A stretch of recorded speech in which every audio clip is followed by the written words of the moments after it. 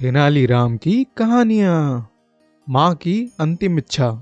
तेनालीराम लंबे समय से महाराज कृष्णदेव राय की सेवा कर रहे थे। एक बात उन्हें बेहद खल रही थी। विजयनगर के ब्राह्मण बड़े ही लालची थे। वे धर्म कर्म की उल्टी सीधी बात बताकर महाराज को लूटते रहते थे। एक दिन महाराज कृष्णदेव राय ने सभा में बताया कि मरते समय हमारी माँ को आम खाने की इच्छा थी, परंतु उनकी यह इच्छा पूर्ण न हो सकी।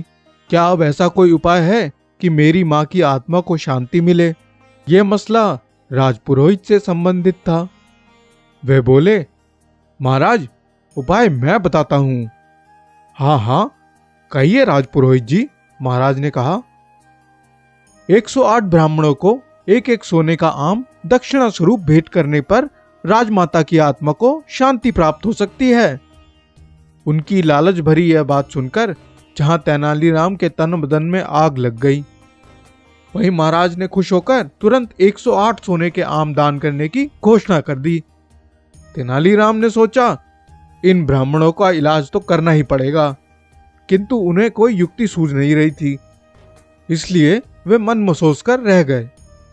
कुछ दिन बाद तेनालीराम की मां की मृत्यु हो गई।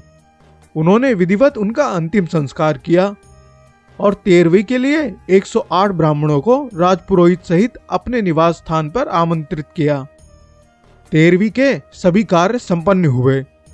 ब्राह्मणों ने खूब डटकर माल उड़ाया। फिर तेनालीराम के आदेश पर सभी ब्राह्मणों को एक अलग कक्ष में बैठाया गया। वहां आकर तेनालीराम ने नौकरों को इशारा किया। इशारा पाते ही नौकर दहकती हुई सलाखें लेकर उपस्थित हुए। तेनालीराम बोले, इन सभी को गर्म सलाखों से घुटनों पर दागा जाए। यह सुनते ही सभी ब्राह्मणों में चीख पुकार मच गई।